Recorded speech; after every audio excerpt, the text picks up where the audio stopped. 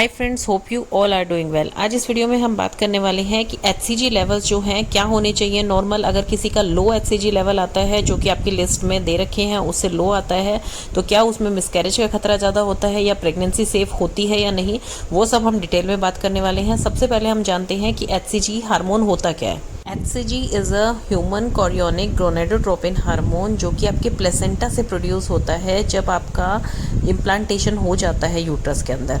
देखिए, जैसे ही आपका इम्प्लांटेशन होता है तो ये हार्मोन क्या करता है, आपकी बॉडी को ये बताता है कि आपको कॉन्टिन्यूसली प्रोजेस्टेरोन प्रोड्यूस करना है एंड मेंस्ट्रुएशन साइकिल को स्टॉप करना है।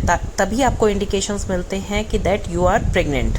यही हार्मोन होता है जो कि रिस्पॉन्सिबल होता है आपकी प्रेगनेंसी को प्रोटेक्ट करने के लिए। ये क्या करता है कि जो आपकी यूट्रस की लाइनिंग होती है आउटसाइड की, जो कि हम एंडोमेट्रियम बोलते हैं जिसे, तो उस लाइन को थिकन करने में ये काम करता है जिससे कि आपकी प्रेगनेंसी जो है वो सेफ रह सके।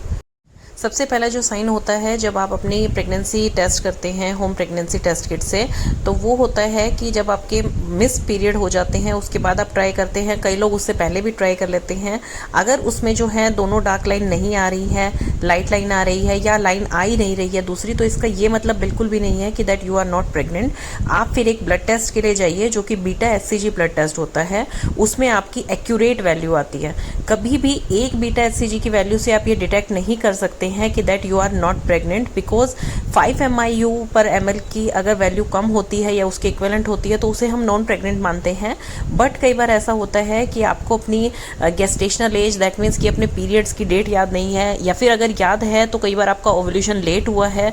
ओवुलेशन लेट होने का कारण ये नहीं है कि जैसे आप मानते हैं कि आपकी प्रॉपर रेगुलर साइकिल है तो भी आपका जो है ओवुलेशन कभी लेट हो सकता है, बिकॉज ये डिपेंड करता है आपके खाने पीने के ऊपर। आप कहीं घूमने चले गए हैं, आपका सराउंडिंग कैसा है, आपका वेदर चेंज कैसे हो रहा है, तो उसके ऊपर काफ़ी सारे फैक्टर्स हैं जिनके ऊपर ये डिपेंड करता है। अगर आपकी बीटा एचसीजी की वैल्यू जो है आपकी 5th या 6th वीक में 100 से ऊपर आ रही है, इवन 25 से ऊपर भी आ रही है, तो डॉक्टर आपको बोलते हैं कि आप 1 वीक वेट कीजिए, उसके बाद दोबारा से रिपीट बीटा एचसीजी करवाइए।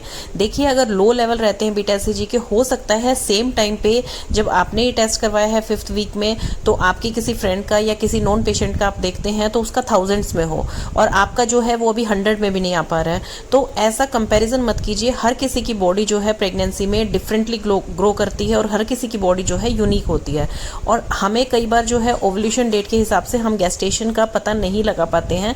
सबसे जो कंफर्मेशन टेस्ट होता है आपका प्रेगनेंसी के लिए वो होता है आपकी फर्स्ट सोनोग्राफी। आप ये 7th या 8th वीक में जो सोनोग्राफी कराते हैं जिसमें बच्चे की हार्ट बीट हमें पता लगती है, उससे ही हमें बच्चे की ग्रोथ प्रॉपर पता लगती है, तो वो आपका सबसे एक्यूरेट टेस्ट होता है as compare to beta HCG test. अब ये देखिए, मैं आपको ये लिस्ट में दिखा रही हूँ कि इसकी रेंज, नॉर्मल रेंज क्या होनी चाहिए after your last menstruation period.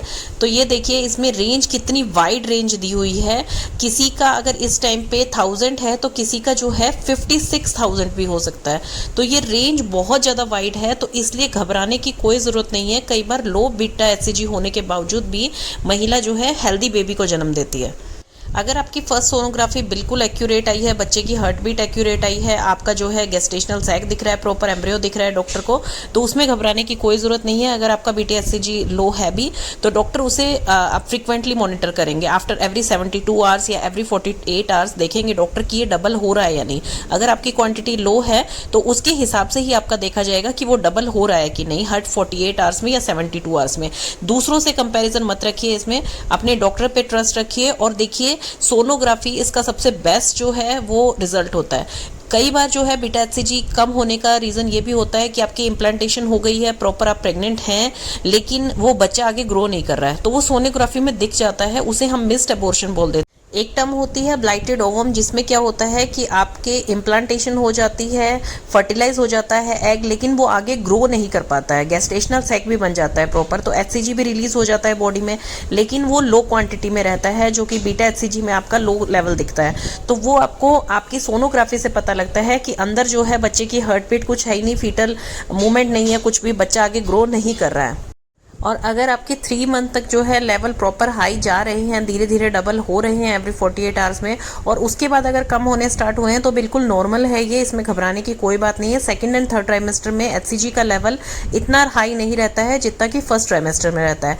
इसका एक रीज़न ये भी हो सकता है, अगर आपकी वेजाइनल ब्लीडिंग लगातार हो रही है, आपके क्रैम्प्स आ रहे हैं और आपको नीचे पेन हो रहा है, तो उस कारण भी जो है एचसीजी का लेवल लो होना स्टार्ट हो जाता है, आपकी मिसकैरेज हो जाता है। नेक्स्ट आता है आपका एक्टोपिक प्रेगनेंसी। एक्टोपिक प्रेगनेंसी में क्या होता है कि बच्चा यूट्रस में ना होकर आपका फेलोपियन ट्यूब में ही फर्टिलाइज हो गया है और वहीं इम्प्लांट हो गया है, तो उसको जितनी जल्दी हो सके निकलवाना पड़ता है, क्योंकि फेलोपियन ट्यूब की इतनी स्ट्रेंथ नहीं होती है कि वो जब आपका बेबी ग्रो करेगा तो वो रख सके, वो एक टाइम पे जाके रप्चर हो जाती है और मदर के लिए फिर जान का खतरा बन सकता है। इसलिए जितनी जल्दी हो सके सोनोग्राफी अपनी करवाइए, फर्स्ट मीटिंग करिए डॉक्टर से। मैंने लिखा हुआ है कि फर्स्ट अपॉइंटमेंट डॉक्टर से कब करनी चाहिए, क्या क्या क्वेश्चंस पूछने चाहिए, ताकि कोई भी आपकी प्रेगनेंसी में रिस्क ना आए। आपकी एचसीजी लेवल और ये सब कुछ आपको डॉक्टर प्रॉपर तरीके से समझा देते हैं।